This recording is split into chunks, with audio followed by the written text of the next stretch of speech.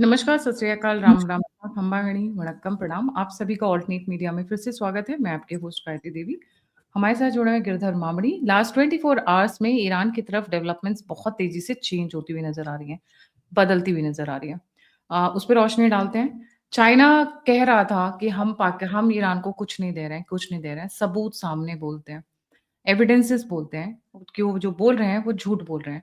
और ट्रम्प के साथ तो अलग ही गेम हो गई है। Sir, over to you. Gayatri ji, आपको, आपके दर्शकों को सबको मेरा प्रणाम, नमस्कार, जय श्री राम, हर हर महादेव और जय श्री कृष्ण। देखिए, अब सिचुएशन इस नौबत पे आके खड़ा हो गया कि आगे जाए तो कुआं है, पीछे जाएगी तो गड्ढा है। तो अमेरिका ना आगे जा सकती है ना पीछे जा सकती है। इसीलिए अब देखिए, 22 अप्रैल से वो जब ये सीज़फायर खत्म होना था उसको और एक्सटेंशन दे दिया। फिर पता नहीं कब ये एक्सटेंशन कब तक चलेगी, पता नहीं है। अभी इजराइल और लेबनान का भी समझौता करवा दिया अमेरिका में। वो बैठते ही कुछ 2-3 घंटे के अंदर अंदर वो सीजफायर हो गई है 10 दिन के लिए। अब लेबनान और इजराइल दोनों के बीच में जंग हो ही नहीं रहा है, जंग हो रहा है हिजबुल्लाह और इजराइल के बीच में। लेबनान सरकार ने कोई जंग तो डिक्लेयर किया ही नहीं है, मगर सीजफायर किस बात की है समझ में नहीं आ रहा है। डोनाल्ड ट्रंप का ये सिचुएशन है कि किसी ना किसी तरीके से इसको रोक के यहां से भागना है उनको, क्योंकि उनको क्यूबा लेना है, फिर पता नहीं पनामा लेना है, बहुत कुछ बाकी है। बस एक ही सलाद खाते बैठेगा, फिर बिरयानी कब खाएगा, फिर बाद में उसका डेजर्ट कब खाएगा, ये तो इनकी बस की बात नहीं है। इसीलिए भागना चाहता है, मगर धमकियां तो दे रहा है। एक तरफ ये बोल रहा है कि सीज फायर है। सीज फायर का मतलब क्या है? जो जहां है वहीं रहेंगे और कुछ नहीं करेंगे। मतलब ये सो कॉल्ड ब्लॉकेड जो अनाउंस किया वो भी नहीं कर सकता है डोनाल्ड ट्रंप सीज फायर के तहत। तो वो एक चीज है। दूसरा, ब्लॉकेड वो कैसे कर सकता है? इंटरनेशनली लीगली वो टेनेबल है ही नहीं है, क्योंकि ये इंटरनेशनल वाटर्स है। इंटरनेशनल वाटर्स को रोकने का अधिकार उनके पास नहीं है। ईरान के साथ उनका लड़ाई है, ईरान की जो बंदरगाह है उसको रोक सकता है, उनको रोकना है, वो जाने और ईरान जाने। मगर ईरान और ओमान के जो एरिया है समुंदर में, इसके बीच में इंटरनेशनल वाटर जाती है। वो ना ईरान की है ना ओमान की है, वो इंटरनेशनल वाटर है।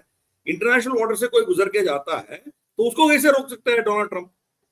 हम कहीं से भी आ सकते हैं, चाहे वो ईरान से आ सकते हैं, इराक, कुवैत, कतार, बहरीन, किसी से भी हम कुछ भी लेके आ सकते हैं, या उनको सप्लाई भी कर सकते हैं, हमारी मर्जी। भारत और अमेरिका का कोई जंग नहीं है ना। सिमिलरली चाइना का या बाकी देशों का अमेरिका से कोई लेना देना नहीं है। तो वो इंटरनेशनल वाटर में हम जाएंगे तो इंटरनेशनल वाटर में रोकने का हक, अधिकार उनको कौन दिया है? नहीं, तो ये अधिकार नहीं एक है, पर वो कर तो रही है ना सर। अधिकार नहीं है, पर वो कर तो रही है अभी फिलहाल। यही तो है ना, ये दिस इज नेगेटिव, ये इनका अधिकार ही नहीं है। इसीलिए कुछ शिप्स तो, चाइना का शिप्स तो कुछ आ गए हैं उधर, वहां से अब बाकी भी आएंगे। फिर आप देखेंगे धीरे धीरे से ये पूरे जो भी यहाँ के कितने जो भी है, वहां आप डोनाल्ड ट्रंप के ऊपर प्रेशर बिल्ड होते जाएगा। तो वो क्या कर रहा है, वो हर चीज पे मैक्सिमलिस्ट पोजीशन पे चला जाता है, फिर वहां से वो डील करने का कोशिश करता है। अब क्या कर रहा है, ईरान और रशिया का दोनों के ऊपर जो सैंक्शंस लगाया था, ये युद्ध शुरू होने के बाद उसको दोनों को हटाया था, मतलब टेम्पररी सस्पेंड किया था। अब ये कह रहा है कि वो सस्पेंशन को एक्सटेंड नहीं करेंगे, फिर दोबारा सैंक्शंस लागू करेंगे। क्या? तो हाँ, तो रशिया के खिलाफ और ईरान के खिलाफ जो सैंक्शंस ये टेम्पररी हटाया था, दोबारा उसको रिस्टोर करने का बात कर रहा है डोनाल्ड। तो ये बस ऐसे ही पागलपन करते रहेगा। एक बार करो, 2 बार करो, 3 बार करो तो ठीक है, ये बार बार करते रहेंगे तो लोग तंग आ चुके हैं, कोई इनके बात सुनने के लिए तैयार नहीं। इधर शहर है, उधर उनका पूंछ है, 3 बार बोलो, 4था बार को देखेंगे नहीं आपके तरफ। ये हो रहा है डोनाल्ड ट्रंप के साथ, कोई उनके साथ खड़े होने के लिए तैयार नहीं है। तो ये इतना डराया हुआ है। इनका एक George H Bush aircraft carrier इस इलाके में आना था, वो मेडिटेरेनियन सी, सुएज कैनाल, रेड सी से गुजरते हुए वो अरेबियन सी आ सकता है। डर के मारे, हौती के अटैक्स के डर के मारे, पूरे साउथ अफ्रीका से नीचे से पूरा अफ्रीका घूम के वो ऊपर आया। तो ये करेगा वहां मतलब स्टेट ऑफ हॉर्मुज को रोक पाएगा? तो कर सकता है 4-5 दिन 10 दिन, उसके बाद क्या होगा? पूरा दुनिया इसके खिलाफ हो जाएगी ना। तो ये चीज है, इसीलिए उनका लॉजिक जो भी है, आने वाले 2-3 दिन में एक उनका फिर दोबारा शायद इस्लामाबाद में हो सकता है या जेनीवा में हो सकता है कोई ईरान के साथ फिर बातचीत का जो प्रस्ताव है। उसके बाद फिर क्या होगा देखा जाएगा। उससे पहले धमकियां ये तो रहे, चलता ही रहेगा। मगर ईरान भी कम नहीं है। ईरान क्या क्या है इसके बीच में, चाइना से हथियार खरीद लिया और चाइना कहता है कि हमने कुछ नहीं दिया, मगर 4 बड़े बड़े ट्रांसपोर्ट एयरक्राफ्ट तेहरान में उतरे हैं। फिर उसमें क्या लाया? क्या उसमें फूल, एप्पल, पाइनएप्पल और ये टमाटर लाए? क्या क्या लाए ट्रांसपोर्ट एयरक्राफ्ट में? तो हमें पता चल रहा है कि man pads, man portable air defence systems, वो शोल्डर पे रख के आप फायर कर सकते हो। लो हैंगिंग, मतलब लो हाइट में जो भी इनके हेलीकॉप्टर्स हो, इनके एयरक्राफ्ट हो जा रहा है, उसका इंफ्रारेड सिग्नेचर पकड़ के आप मार सकते हो। तो उसको हंट करके वो मारेगी शॉर्ट लेवल पे। तो ये दूसरा है जो मैंने भेजा आपको, एनडीटीवी का जो रिपोर्ट आया था वो। Sorry, it's by mistake. It's got confused with the other one. जी.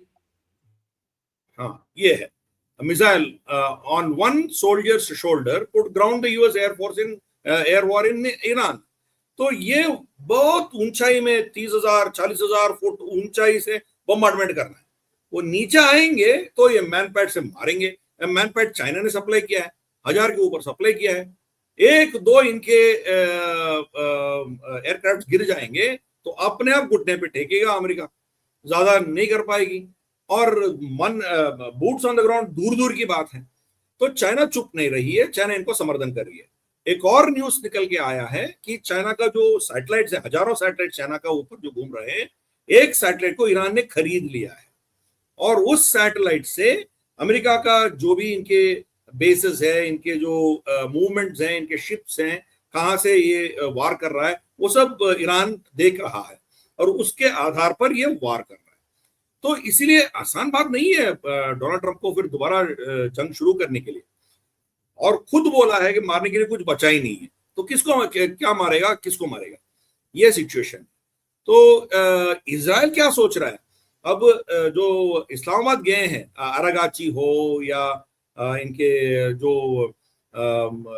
इनके असेंबली स्पीकर हो, जो भी गए हैं उधर बातचीत करने के लिए, उनको मारने का सोच रहा है इजराइल, ताकि डोनाल्ड ट्रंप किसी से भी डील ना कर पाए, ये इजराइल सोच रही है। अभी जंग शुरू होगा, पहले इनको टारगेट करेंगे, वो मार देंगे। डोनाल्ड ट्रंप बात करेगा तो किससे बात करेगा? बात करने के लिए कोई बचेंगे नहीं। ये इजराइल का सोच है। तो इस सिचुएशन में होगा क्या बताइए? अब आने वाले कुछ दिनों में डोनाल्ड ट्रंप चाइना जाना है। अब वो ट्वीट मैंने जो आपको भेजा है वो दिखा सकते हो आप। उसमें डोनाल्ड ट्रंप क्या कह रहा है? हाँ, China is very happy that I am permanently opening the straight of Hormuz. कौन बोला है उसको बंद करने के लिए? कौन बोला है?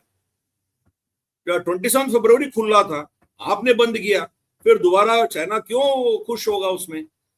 और ये दे रहा है शी जिनपिंग मुझे गले लगाएगा जब मैं उनको कुछ दिनों के बाद मिलने जा रहा हूं।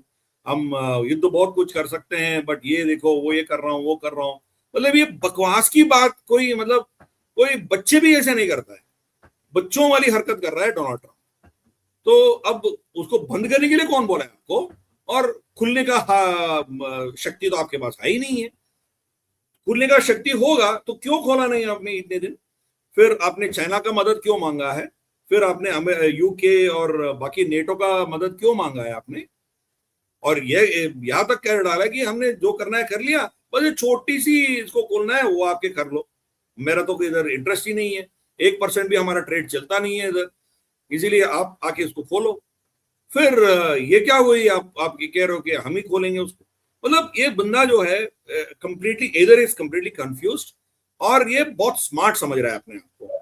हर बार ये मैक्सिमलिस्ट पोजीशन लेगा, पूरा दुनिया मतलब वाह वाह करेगी, देखो ये कितना धमकी दे रहा है, क्या क्या कर रहा है, इनके धमकियों से डर जाएगी पूरी दुनिया। मतलब अभी हद हो चुकी है, कोई नोबडी केयर्स फॉर हिम। तो ये स्टेटमेंट कौन केयर करेगा बताइए? चाइना थोड़ी केयर करेगी। चाइना को जो करना है वो कर रहा है, चाइना का ऑल्टरनेटिव्स है, वो जो करना है वो कर रही है ऑलरेडी। और सर्गे लैवरोव 2 दिन बैठा है बीजिंग में, और रशिया और चाइना बहुत कुछ कर रहे हैं पीछे से, ईरान को कैसे मदद देना करना है, और ये एनर्जी सप्लाईज को वो कैसे स्मूदन आउट करना है। तो चाइना को नुकसान बहुत कम हुआ है, 90 दिन का उनके पास स्टॉक्स पड़ी है। चाहिए तो उनका बॉर्डर है रशिया से, वहां पाइपलाइन बिछा दिया, पाइपलाइन से ले लेंगे उनको, कि कोई तकलीफ, इतना ज्यादा तकलीफ नहीं है उनको। तकलीफ होगी बाकी देशों को, जापान, कोरिया, भारत, ऐसे देशों को तकलीफ होगी, चाइना को ज्यादा तकलीफ नहीं होगी। तो डोनाल्ड ट्रंप अपनी दुनिया में मस्त। डोनाल्ड ट्रंप क्या सोचा था, वेनेजुएला को मैंने हड़प लिया, फिर ईरान का तेल भी मैं ले लूंगा, फिर रशिया के ऊपर मैं सैंक्शंस डालूंगा, फिर जाके मैं इनसे शी जिनपिंग से मिलूंगा, तब शी जिनपिंग को मैं धमकी दे सकता हूं, देखो तेरा पूरा तेल का जो भी सप्लाईज है उसको मैंने अपना मुट्ठी में ले लिया, अब चुपचाप से तुम रेयर अर्थ मिनरल्स जो भी है, मैं जो शर्त डालता हूं, मैं जो भी कंडीशंस डालता हूं उसको मान लो। That was his approach. तो that has spectacularly flopped on him. अभी चाइना अप्रैल में जाना था, अभी तो जा नहीं रहा है, शायद मई में जाएंगे, पता नहीं है। तो ये सिचुएशन है।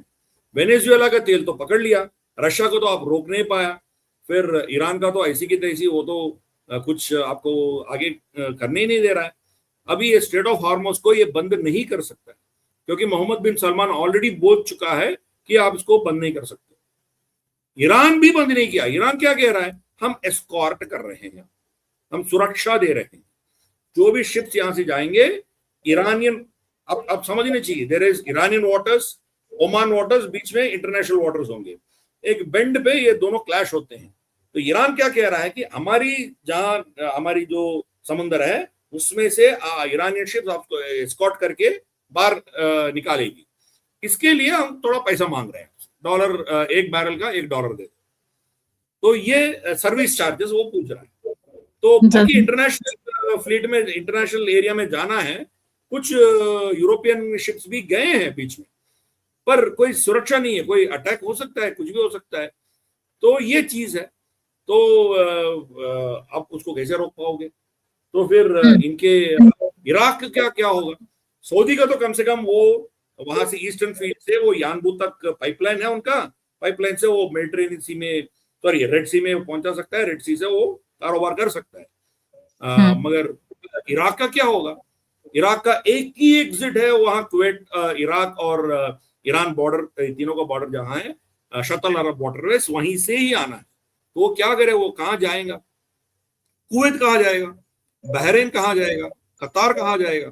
इनका तो पर्शियन गल्फ से आगे कोई है ही नहीं, ऑप्शन ही नहीं इनका। यूएई का तो कम से कम फुजेरा है, और पाइपलाइंस तो नहीं है, मगर मान लीजिए कुछ ना कुछ करके वो जुगाड़ करके ट्रकों में लेके जाके फुजेरा से भी वो रवाना कर सकता है। मगर बाकी कतार, बहरीन, कुवैत, इराक, कोई ऑप्शन ही नहीं है उनको। वो लोग कहाँ जाएंगे? आप इसको पूरा बंद करेंगे तो इसीलिए ये ज्यादा दिन चलेगा नहीं है वो, it's not possible, physically not possible. और चाइना ने उनको पूरा तैयारी करके रख रहा है। अब जंग दोबारा शुरू होगी, ऑलरेडी अमेरिका का कम से कम 45 to 50 एयर एसेट्स का नुकसान हुआ है आज, इंक्लूडिंग उनके unmanned reaper drones. Air assets कैसे हुआ सर? एयर एसेट्स मतलब इनके F-35 का हिट हुआ है, हम जानते हैं। F-15E 4 गिर गया, फिर इनके K-135 जो मिड एयर रिफ्यूलर्स हैं वो लगभग 7-8 गिर गए हैं। फिर इनके हेलीकॉप्टर्स, इनके अपाचे, चिनॉक, ये सब गिर गए हैं कुछ। फिर इनके जो एवैक्स हैं वो उड़ गया, इनके मतलब सऊदी अरेबिया के प्रिंस सुल्तान एयरबेस में। इनके रीपर ड्रोन्स जो अनमैन्ड है वो लगभग 17 या 18 वो गिर गया। तो पूरे इनके एयर एसेट्स, मैन्ड अनमैन्ड दोनों मिला के लगभग 48 to 50 इनका नुकसान हुआ है। और डोनाल्ड ट्रंप बोलता रहा का भारत और पाकिस्तान के बीच में जंग में, ऑपरेशन सिंदूर में 8 गिर गया, 9 गिर गया, 10 गिर गया। भाई आपका तो 50 गिर गया है ना। तो इसीलिए अफगानिस्तान में इससे ज्यादा नुकसान हुआ था? अफगानिस्तान में इससे ज्यादा नुकसान हुआ था या इतना ही हुआ था? नहीं, अभी तो अफगानिस्तान तो लंबा चला ना, 20 साल चला, बहुत नुकसान हुआ उधर। मगर ये अभी इनको नुकसान अभी को अभी बढ़ रहा है, तो अब दोबारा स्टार्ट होगा तो यही हालत होगा। और बीच में इनका जो नुकसान हुआ था, चाइना ने भर्ती कर दी, चाइना ने मैन पैड्स दे दिया उनको। मैन पैड्स का मतलब है man portable air defence systems. अब शोल्डर पे रखो, कहीं पहाड़ के पीछे चुप के रहो, पत्थर के पीछे, और फायर करो, और लो हैंगिंग हेलीकॉप्टर जो भी है वो उड़ जाएंगे। भाई आप इनके न्यूक्लियर मटेरियल वहां से कैसे निकालोगे? क्या कैसे ऑपरेशंस करोगे? ऊपर से बॉम्बार्डमेंट करना है तो वो आपका जो एरिया है वो ऑलरेडी आपने जिसको जितना मारना है मार दिया। अभी आगे क्या मारोगे? उनके पावर प्लांट्स मारोगे, उनके वाटर डिसैलिनेशन प्लांट्स मारोगे, उनके ब्रिजेस को मारोगे। All this will become war crimes, सीधा वॉर क्राइम्स होगा। और पीट हेग्सेथ के खिलाफ और डोनाल्ड ट्रंप के खिलाफ वॉर क्राइम ट्राइब्यूनल में केसेस मुकदमे चलेंगे। वो अलग बात है, वो तो सुपर पावर है, उसका कुछ होगा नहीं है, अलग बात है वो, मतलब that's a different story. But ये वॉर क्राइम है, करेगा तो और करने के लिए पता क्या है। मैं आपको यूरोप की साइड पे लेकर आना चाह रही हूँ। पहले कुछ दिन पहले तो ट्रंप ने फोन किया मोदी जी को, 40 मिनट बातचीत की। अब आज मैक्रोन का फोन आया। ये ऑब्वियसली हमें नहीं पता चलेगा till the time the ministry of external affairs rights in words कि देखो हमने ये बात की, जो कभी होता नहीं है। बट आपके हिसाब से, आपके अनुमान के हिसाब से, what is the talk which is going on with Modi ji with these two super power people? जी देखिए, बहुत से चीज डिस्कस हो रहे हैं, नोट्स एक्सचेंज हो रहे हैं, किसी को कुछ पता नहीं है। डोनाल्ड ट्रंप डेस्परेट है। डोनाल्ड ट्रंप बार बार लोगों से पूछ रहा है कि किसी ना किसी तरीके से मुझे यहां से बचाओ, ईरान से मुझे छुटकारा दे दो, यही वो कोशिश कर रहा है। तो मोदी जी तो साफ बोला है कि हमने इस जंग में हम दखल नहीं करेंगे, आप जो करना है आप दोनों कर लो, बस हमारी शिप कोई रुकना नहीं चाहिए। हमारी शिप्स वहां से निकालेंगे तो ईरान से हम जो बात करेंगे वो बात करेंगे, आप उसको और कुछ नहीं करोगे। अब गल्फ ऑफ ओमान में आप वो मैप देखेंगी तो आपको समझ में आएगा। वो मैप जो है ना, स्ट्रेट ऑफ हॉर्मुज से निकलते ही आप गल्फ ऑफ ओमान में आओगे। गल्फ ऑफ ओमान पार करने के बाद ही आप अरेबियन सी में आओगे। गल्फ ऑफ ओमान में ओमान और ईरान के नेवल एसेट्स के को छोड़ के बस भारत के नेवल एसेट्स ही है उधर। हमारी 5 विशाखापट्टनम क्लास शिप्स वहां तैनात है। गल्फ ऑफ हॉर्मुज से जो भी निकल के आता है उसको एस्कॉर्ट कर रहे हैं। अमेरिका की हिम्मत नहीं है कि हमारी शिप को रोक सकें। ये अलग बात है कि हम अभी थोड़ा रुकेंगे, कुछ दिन रुक के, हम ज्यादा कॉम्प्लिकेट नहीं करना चाहते हैं, पर जिस दिन हम हमारे शिप्स वहां से निकलेंगे, पूरे हमारे शिप्स उसको एस्कॉर्ट देंगे, सिक्योरिटी देंगे। अमेरिका का इतना हिम्मत है हमारे ऊपर वॉर करने का? अटैक कर सकता है अमेरिका? कदापि नहीं करेगी। तो ये चीज है, इसीलिए हम we are very very clear about it. हाँ, करेक्ट। वो गल्फ ऑफ ओमान तक अमेरिका आने के लिए डर रही है, वो अरेबियन सी में बैठा है। गल्फ ऑफ ओमान में हमारी 5 शिप्स है, तो 5 शिप्स का कैपेसिटी जो है ना, वो चाहिए तो वो ईरान में कहीं कोई भी ऑपरेशन कर सकता है, बहुत दूर दूर की मिसाइल्स मार सकते हैं। वो ईरान से हमारी कोई जंग नहीं है, ईरान से हमारी दोस्ती है, ईरान से हमारी जो रिश्ता है, डिप्लोमेटिक रिश्ता है, वो चलेगा। ईरान भी खुद बोला है हमारी 5000 साल की रिश्ता है, तो आपको हम रेस्पेक्ट करेंगे, आप तो हमारी दोस्त हो। ईरान भी बोल चुका है। मगर मैं ये कह रहा हूं कि वहां कोई हरकत करेंगे, कोई हिम्मत करेगा हमारी शिप्स को रोकने का, या उनको सीज करने का, या उनको अरेस्ट करने का काम कोई भी करेगा, उसके लिए हम तैयार हैं। 5 शिप्स हमारी वहां तैयार है। नहीं, बट मैक्रोन का क्या लेना है? या तो यही चीज है, यूरोप भी समझ में नहीं आ रहा उनको करना क्या है। तो यूरोप अब अमेरिका, भारत की जो नीति है, वो रणनीति वो भी अपना रहे हैं। हमने कहा क्या कह रहे हैं, अरे यार ये पागल है, इनको छोड़ दो, 3 साल तक आप कुछ मत करो, ये 3 साल तक चिल्लाने दो, इसको छोड़ दो, 3 साल के बाद देखेंगे कौन आएंगे, अमेरिका में क्या होगा। तो आप इंडिपेंडेंस बरकरार रखो, अपनी हैसियत और अपनी रेस्पेक्ट आप बचा के रखो। इसीलिए आज यूरोप इस जंग में कूदा नहीं है, वो दूर रहा है, दूर बैठे हैं। और कियर स्टारमर को धमकी दे रहा है डोनाल्ड ट्रंप। क्या धमकी दे रहा है? यूके और यूएसए के बीच में फर्स्ट ट्रेड डील इन दोनों के बीच में हुआ था। अब डोनाल्ड ट्रंप ये कह रहा है कि मैं डील को मैं फिर खारिज कर दूंगा, फिर आपने हमारी साथ नहीं खड़ा हुआ, इसीलिए आपकी डील हम खारिज कर देंगे। भाई आप मतलब, ये बंदा ऐसा है, कोई भी इसके साथ कोई भी डील करेगा वो डील का कोई मतलब ही नहीं बनता है। कल सुबह उठ के उसको फाड़ सकता है। इसलिए ईरान कह रहा है आपसे डील क्यों करें, आपको कौन मानेंगे, आपका कोई ट्रस्ट है, आप जो भी बोलेंगे उसका कोई बात ही नहीं बनता है। इसीलिए हम इंडिपेंडेंट बॉडी से हमारी ये इसका गारंटीज चाहिए। यूनाइटेड नेशन सिक्योरिटी काउंसिल में आप रेजोल्यूशन पास करो ताकि आप हमारी न्यूक्लियर एसेट्स के ऊपर हाथ नहीं लगाओगे, तो आप हमारे ऊपर जंग नहीं करोगे। हमें बाकी आश्वासन बाकी देशों से चाहिए, आपका तो भरोसा है ही नहीं है, भरोसा उड़ गया अमेरिका। तो यही चीज है, फ्रांस को धमकी दिया, नेटो को धमकी दिया, ब्रिटेन को धमकी दिया, ये इन धमकियों के बावजूद कोई भी अमेरिका के साथ नहीं खड़ा है।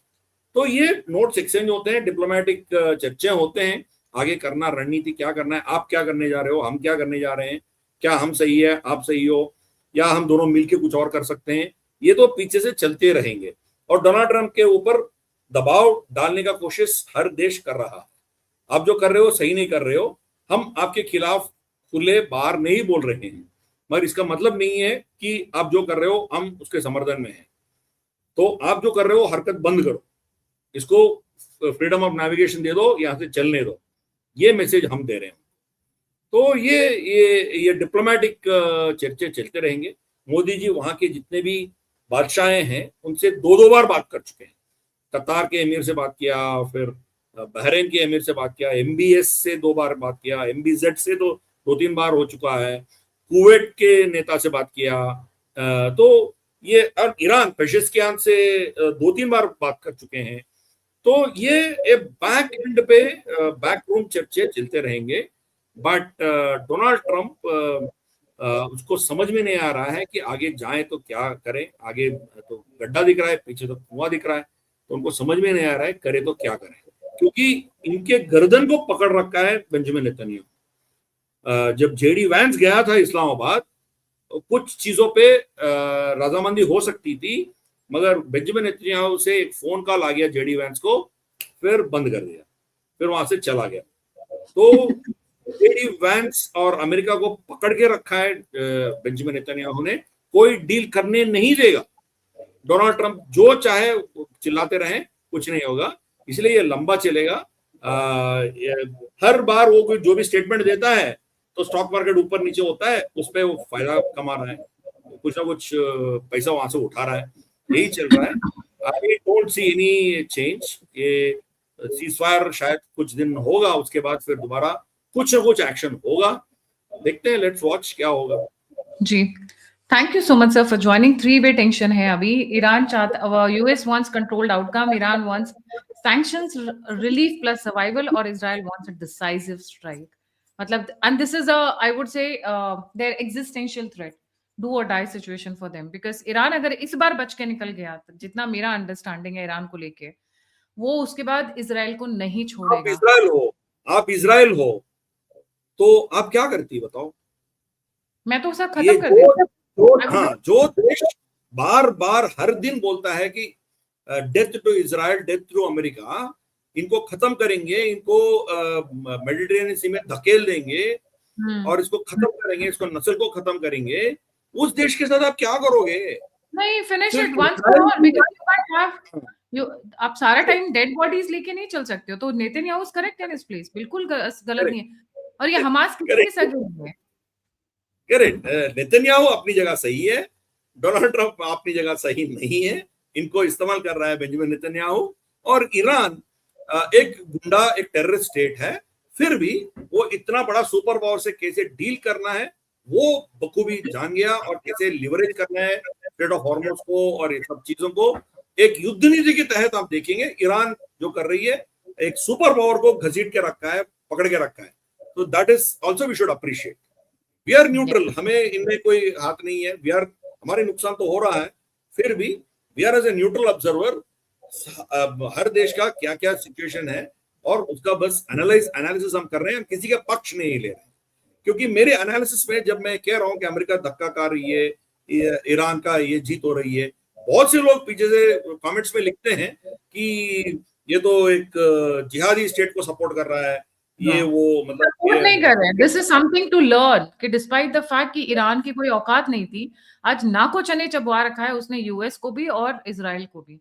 पर सर देखिए वो प्रॉक्सी वॉर में वो कोई हमारी तैयारी दोस्त नहीं है, 30 हमारी साल कोई से दोस्त तैयारी नहीं कर है। रहे थे। हमारे इंटरेस्ट आर इम्पोर्टेंट, हमारे interest are important, we don't have any और इंटरेस्ट है फ्रेंड्स। इम्पोर्टेंट, 30 साल से वो तैयारी कर रहे थे इस युद्ध की। So they knew this war is coming and they were preparing for it. Hamas, Hezbollah, Houthis Iran ने खड़े किए हैं और भारत कोई दोस्त नहीं है। तो I my support will never be definitely towards Iran, because अभी हमास के ट्रेनर्स पहुंचे हुए, फाइटर्स पहुंचे हुए पाकिस्तान में, तो वो वहां गोलगप्पे तो खाने गए नहीं है फॉर श्योर। वहां पे डेफिनेटली, क्योंकि लास्ट टाइम जब गए थे तो पहलगाम हुआ था। सुरंग खोदते हैं वो टनल वॉरफेयर ईरान ने सिखाया सबको, वो भारत के खिलाफ भी होगा, तो we should be ready for we should be ready for ready, it. Because ये हमास के जो फाइटर्स गए हैं, जो उनके सेनेटर ने अभी एक वीडियो, कोई हुसैन हुसैन करके है, उन्होंने अपने वीडियो में कबूला है, तो that means they are planning for another attack. Pahalgam के बाद अब ये दूसरा अटैक माई फोर्सेस से और आवर फोर्सेस से। Bring it on, this time Pakistani नहीं रहेगा नक्शे पे, I am sure about that. Thank you so much sir for joining. जाने से पहले सभी व्यूअर से रिक्वेस्ट है, लाइक सब्सक्राइब और शेयर करना ना भूलें। और अगर आप कंट्रीब्यूट करना चाहते हैं, मेरी सहायता मदद करना चाहते हैं, तो दिए हुए नंबर पे कर सकते हैं। आप मुझसे जुड़ना चाहते हैं तो सभी लिंक्स डिस्क्रिप्शन बॉक्स में। इसी के साथ जय हिंद, जय श्री राम, हर हर महादेव। नमस्ते।